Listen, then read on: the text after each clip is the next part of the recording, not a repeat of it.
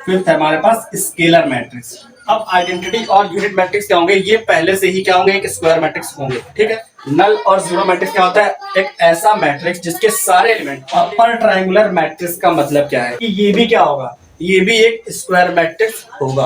Upper triangular matrix is a square matrix. Lower triangular matrix ये same है बिल्कुल अपर triangular matrix की तरह है। ठीक है, टोटल हमने कितने 9 टाइप्स के मैट्रिक्स को पढ़ा है। ठीक है, तो हेलो बच्चों, कैसे हैं आप सब। चलिए स्टार्ट करते हैं अपना आज का लेक्चर। ये हमारा मैट्रिसेस का लेक्चर नंबर 2 होने वाला है और इसमें हमने पिछले लेक्चर में जो कुछ भी पढ़ा था उसको रिवाइज करेंगे, देखेंगे क्या हमने पढ़ा था और आज के लेक्चर में हम उसके आगे ही कंटिन्यू करने वाले हैं। ठीक है, अब देखो हमने जो पिछले लेक्चर में पढ़ा था वो क्या था, हमारे पास टाइप ऑफ मैट्रिक्स, यानी कि टाइप्स ऑफ मैट्रिक्स के बारे में हमने जाना था। ठीक है, मैट्रिक्स की टाइप्स कितनी है, अभी हमने आपको 4 तरीके के मैट्रिक्स के बारे में बताया था। ठीक है, वो 4 कौन कौन से थे पहले तो वो देख लीजिए, है ना। वो 4 में से पहला था हमारे पास रो मैट्रिक्स। ठीक है, पहला हमारे पास क्या था, वो था रो मैट्रिक्स। ठीक है, रो मैट्रिक्स क्या होता है एक ऐसा matrix having only one row. ठीक है, यानी कि a matrix having only one row is called row matrix, है ना। यानी कि एक ऐसा मैट्रिक्स जिसमें हमारे पास सिर्फ और सिर्फ एक ही रो होगी, ऐसी मैट्रिक्स को हम रो मैट्रिक्स कहते हैं। ठीक है, सेकंड हमारे पास आता है कॉलम मैट्रिक्स। ठीक है, अब कॉलम मैट्रिक्स के बारे में क्या बताया था कि a matrix having only one column is called column matrix, है ना। तो ये हमारे पास क्या होगी, एक रो और कॉलम मैट्रिक्स हो गई। थर्ड हमारे पास क्या थी, थर्ड थी हमारे पास स्क्वायर मैट्रिक्स, है ना। स्क्वायर मैट्रिक्स क्या है, स्क्वायर मैट्रिक्स में आपको बताया गया था कि इसमें क्या होगा, इसमें number of row is same as the number of column होगा। ठीक है, स्क्वायर मैट्रिक्स की खासियत क्या होती है कि इसमें i is always equal to j। ठीक है, स्क्वायर मैट्रिक्स की खासियत ये है कि हमेशा इसमें क्या होगा, I लिख सकते हैं हम लोग हमेशा इस टाइप के मैट्रिक्स को, यानी कि कैपिटल A इज इक्वल इस तरीके से, या तो हम इसको लिखेंगे capital A is equal AIJ और इसकी जो ऑर्डर है वो क्या रहेगी, n क्रॉस n लिख सकते हैं, m क्रॉस m लिख सकते हैं, दोनों सेम होने चाहिए। ठीक है, अगर बाहर नहीं लिख रहा तो इनको I लिखो या फिर JJ लिखो। इसका मतलब क्या है कि ये एक स्क्वायर मैट्रिक्स को लिखा जा रहा है। ठीक है, एक स्क्वायर मैट्रिक्स को इस तरीके से ही डिनोट किया जाता है। ठीक है, अगर हम ज्यादातर इस तरीके से हम लोग लिखेंगे क्योंकि हम लोग को ये वाला ही मेथड यूज करना है। ठीक है, अब ये हमारे पास हो गया एक स्क्वायर मैट्रिक्स। इसके बाद हमने क्या पढ़ा, इसके बाद हमने पढ़ा डायगोनल मैट्रिक्स, है ना। फिलहाल अगर इसको हटा देते हैं यहाँ से, अब हम देख रहे हैं क्या, डायगोनल मैट्रिक्स फोर्थ हमारे पास है डायगोनल मैट्रिक्स। ठीक है, ये हमने आपको पिछले वाले लेक्चर में पढ़ाया हुआ है। ठीक है, ये हमारे पास फोर्थ क्या है, डायगोनल मैट्रिक्स। डायगोनल मैट्रिक्स क्या होता है, ये एक ऐसा स्क्वायर मैट्रिक्स होता है। ठीक है, यानी कि डायगोनल मैट्रिक्स हमारे पास ऑलरेडी क्या होता है, एक स्क्वायर मैट्रिक्स होता है। ठीक है, जिसमें क्या होते हैं, लीडिंग डायगोनल के एलिमेंट्स को छोड़ करके सारे के सारे क्या होते हैं, बाकी सारे जीरो होते हैं। ठीक है, फॉर एग्जांपल यहाँ पर हमारे पास ये हो गया।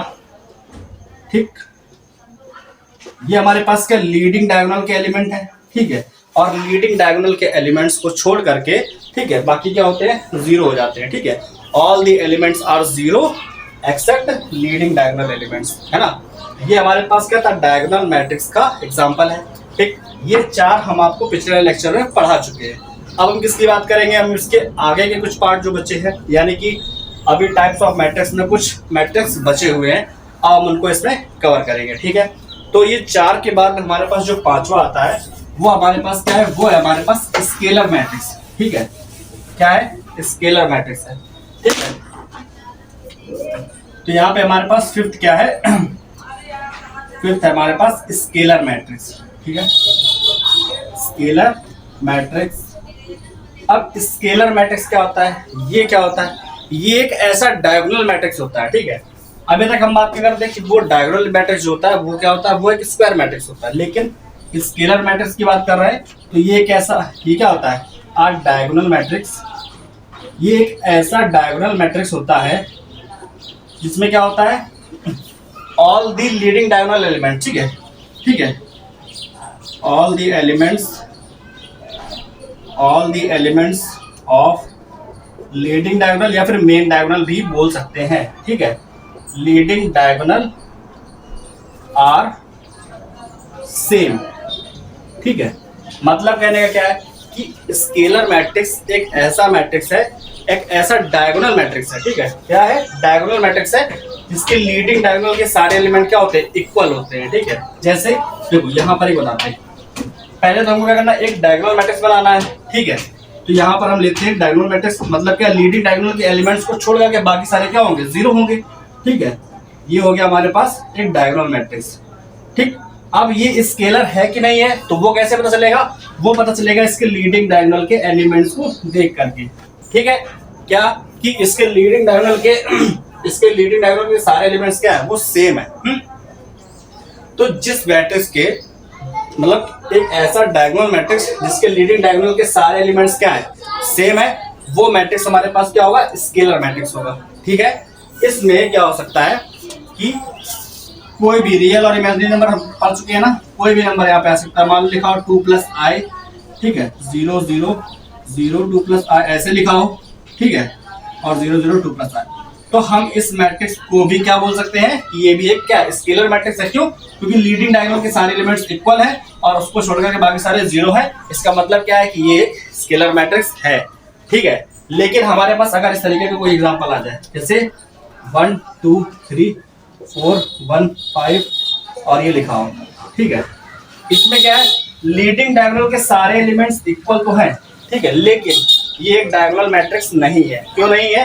क्यों? डायगोनल मैट्रिक्स का क्या डेफिनेशन क्या होता है कि लीडिंग डायगोनल के एलिमेंट्स को छोड़ करके बाकी सारे क्या होंगे? जीरो होंगे। लेकिन यहाँ पर तो जीरो नहीं है, इसका मतलब ये हमारे पास एक स्केलर और डायगोनल दोनों ही मैट्रिक्स नहीं है, ठीक है। तो क्या होता है? स्केलर मैट्रिक्स समझ में आ गया, ठीक है। ये हमारे पास क्या था? एक स्केलर मैट्रिक्स था, ठीक है। एग्जाम्पल क्या है? ये और ये हमारे पास क्या है? स्केलर मैट्रिक्स है, ठीक है। अब इसके बाद हमारे पास नेक्स्ट क्या है? नेक्स्ट है हमारे पास आइडेंटिटी और यूनिट मैट्रिक्स, ठीक है। यूनिट मैट्रिक्स के बारे में शायद जानते होंगे आप लोग, इजी है। देखो नेक्स्ट हमारे पास क्या है? यूनिट और आइडेंटिटी, ठीक है। आइडेंटिटी और यूनिट मैट्रिक्स, ठीक है। आइडेंटिटी और यूनिट मैट्रिक्स, ठीक है। इसको यूनिट मैट्रिक्स क्यों कहते हैं? ठीक। अब आइडेंटिटी और यूनिट मैट्रिक्स क्या होंगे? ये पहले से ही क्या होंगे? एक स्क्वायर मैट्रिक्स होंगे, ठीक है। ये क्या होगा? स्क्वायर मैट्रिक्स, ठीक है। ये क्या होंगे? एक स्क्वायर मैट्रिक्स होंगे, ठीक है। Square matrix A is equal AIJ N cross N, ठीक है। N क्रॉस N का मतलब समझते हो ना? जितनी लो उतने ही कॉलम, ठीक है। ये ही बताता है हमको कि ये क्या है? एक स्क्वायर मैट्रिक्स है। तो अ स्क्वायर मैट्रिक्स ये क्या होगा? जो यूनिट और आइडेंटिटी मैट्रिक्स है हमारे पास क्या होगा? ये एक स्क्वायर मैट्रिक्स होगा। कैसा? एक ऐसा स्क्वायर मैट्रिक्स, ठीक है, जिसके मेन डायगोनल के सारे एलिमेंट क्या होंगे? यूनिट होंगे, ठीक है। या लिखेंगे all the element of main diagonal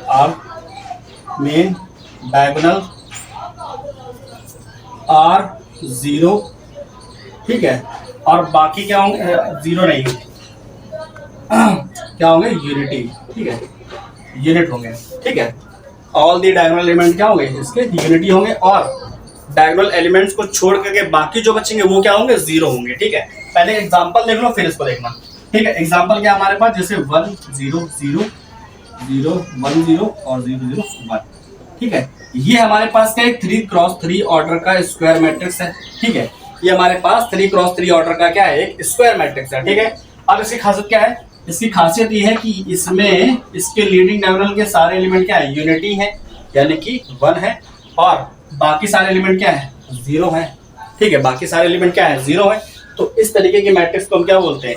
इसको हम बोलते हैं क्या? आइडेंटिटी और यूनिट मैट्रिक्स, ठीक है। ये किसी भी ऑर्डर की बन सकती है, यानी कि बस वो एक स्क्वायर मैट्रिक्स होना चाहिए, है ना। यानी कि हम इसको 2 क्रॉस 2 ऑर्डर का भी बना सकते हैं, 1 0 0 1। ये हमारे पास क्या होगी? एक 2 क्रॉस 2 ऑर्डर की आइडेंटिटी मैट्रिक्स हो गई, ठीक है। वैसे ये 3 क्रॉस 3 की 4 क्रॉस 4 की भी बना सकते हैं हम लोग, है ना। तो आइडेंटिटी और यूनिट मैट्रिक्स क्या होता है? जिसमें ये एक ऐसा स्क्वायर मैट्रिक्स होता है जिसमें लीडिंग डायगोनल के सारे एलिमेंट क्या होंगे? यूनिटी होंगे और बाकी सारे क्या होंगे? 0 हो जाएंगे, ठीक है। ये हमारे पास क्या है? आइडेंटिटी मैट्रिक्स है। और देखो अगर हमको एक आइडेंटिटी मैट्रिक्स दिखानी है, ठीक है, identity matrix of order n is denoted by, अगर हमको n ऑर्डर की आइडेंटिटी मैट्रिक्स को डिनोट करना है तो कैसे डिनोट करेंगे, जैसे देखो हम उसको डिनोट करेंगे i n से। कैसे?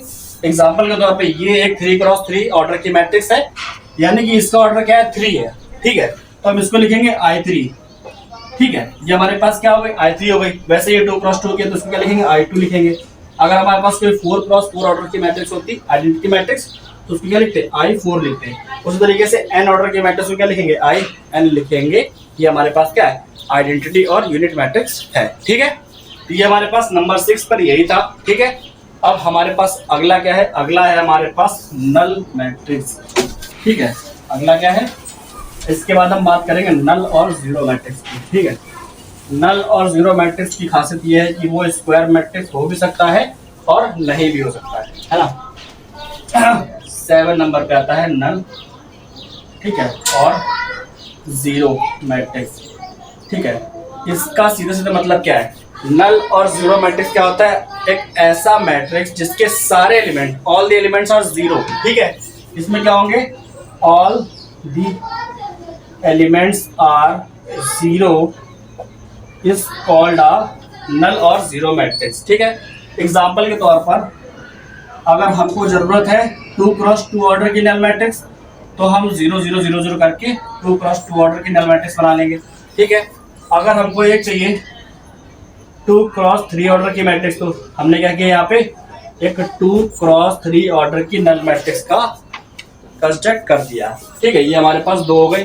अगर हमको एक 3x3 ऑर्डर की नल मैट्रिक्स बनानी है तो ये हमारे पास क्या हो गई, 3x3 ऑर्डर की एक नल मैट्रिक्स हो गई है, ठीक है। तो ये हमारे पास क्या है, नल मैट्रिक्स है, यानी कि जीरो, जिसके सारे एलिमेंट्स जीरो होंगे वो क्या होगा, हमारे पास नल मैट्रिक्स होगा, ठीक है।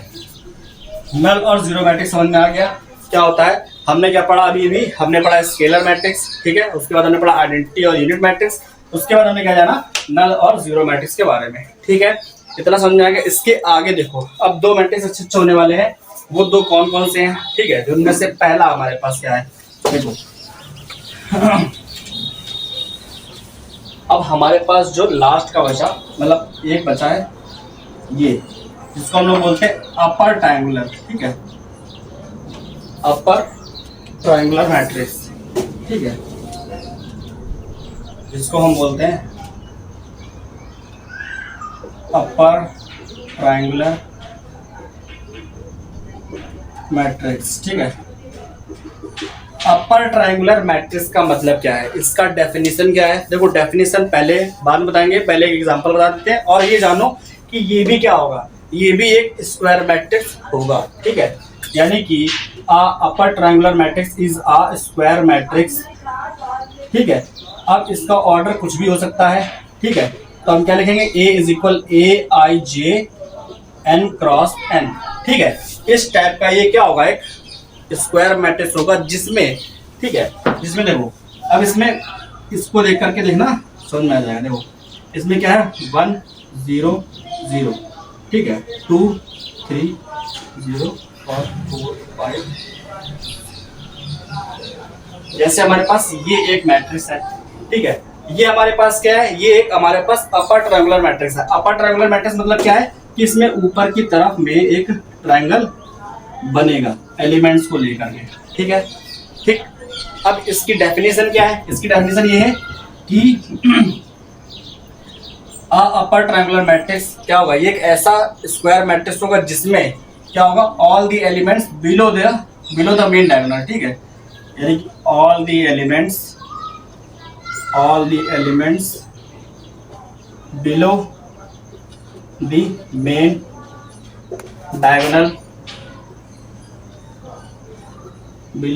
Diagonal are zero is called upper triangular matrix, ठीक है। ये क्या होगा, हमको एक चीज हमेशा ध्यान रखनी है कि हमारे पास जो बोल रहा है कि एक स्क्वायर मैट्रिक्स है, तो ये ध्यान रखना है हमको कि क्या है, ये एक स्क्वायर मैट्रिक्स होगा, ठीक है।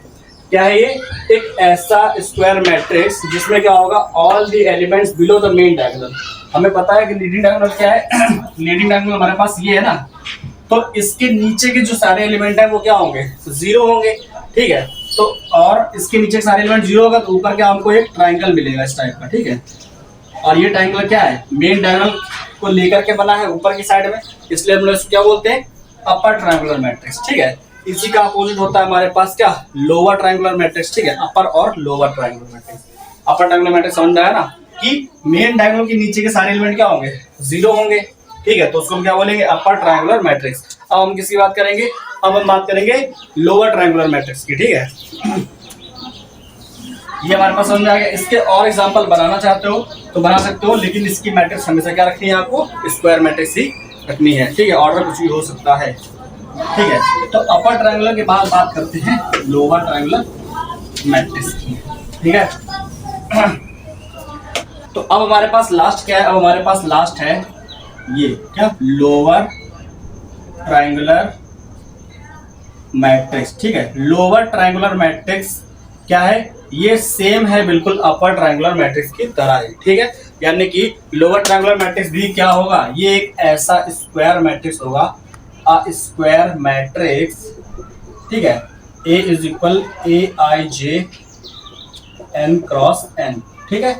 ये एक ऐसा स्क्वायर मैट्रिक्स होगा जिसमें क्या होगा, ऑल एलिमेंट, जैसे पिछले वाले में क्या था, all elements below the main diagonal are zero, ठीक है। उसमें क्या था कि मेन डायगोनल के नीचे के सारे एलिमेंट जीरो होंगे। इसमें क्या है, all element above the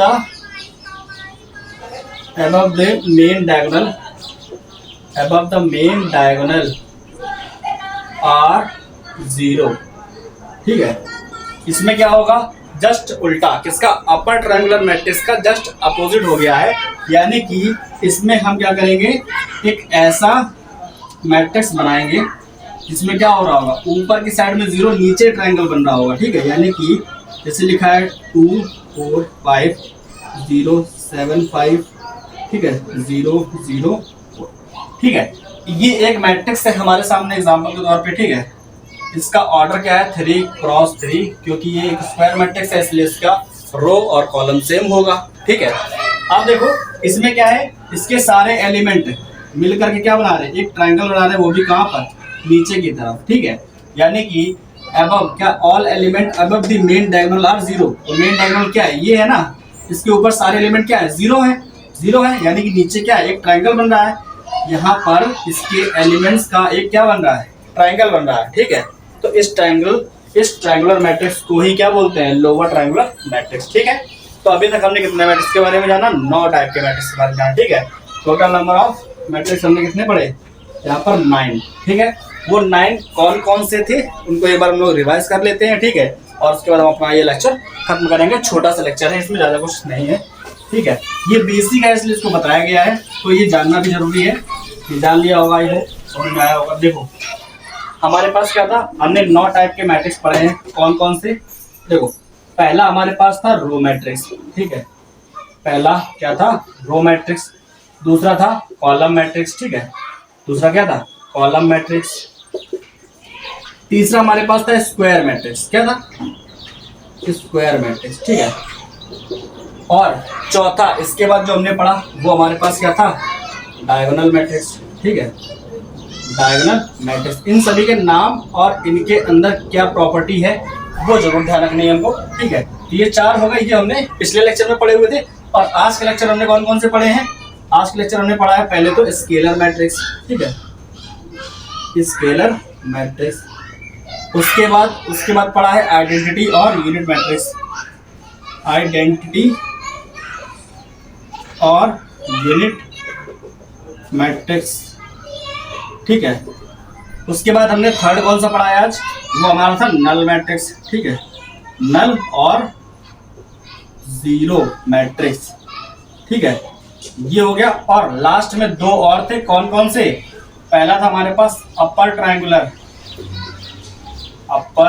triangular matrix, और इसके बाद लास्ट था हमारे पास जो 9 नंबर पे था, वो कौन सा था, वो था हमारे पास लोअर ट्रायंगुलर मैट्रिक्स, ठीक है, लोअर ट्रायंगुलर मैट्रिक्स, ठीक है। तो टोटल हमने कितने 9 टाइप्स के मैट्रिक्स को पढ़ा है, ठीक है। ये हमारे पास पहला दूसरा, तीसरा, ये हो गया चौथा, ये पांचवा, छठा, सातवां, आठवां और ये नवा। ठीक है, टोटल हमने 9 टाइप्स के मैट्रिक्स को पढ़ा है। ठीक है, और इन सभी के बारे में बताया आपको, इन सभी की प्रॉपर्टीज बताई है। इनको याद रखना, ये हमेशा क्वेश्चंस के बीच में अप्लाई होंगी। ठीक है, तो इनको अप्लाई ही करना है। ठीक है, इनकी प्रॉपर्टीज आपको पता होनी चाहिए, नल मैट्रिक्स क्या होता है। ठीक है, अभी हम आगे पढ़ने वाले हैं इक्वालिटी ऑफ मैट्रिक्स। ठीक है, इक्वालिटी ऑफ मैट्रिक्स में क्या होगा, ये हमारे नल मैट्रिक्स, आइडेंटिटी मैट्रिक्स, ये सब हमारे वहां पर क्या होंगे, अप्लाई होंगे। ठीक है, क्वेश्चन हमको अप्लाई करने पड़ेंगे तब उसके क्वेश्चन सॉल्व होंगे।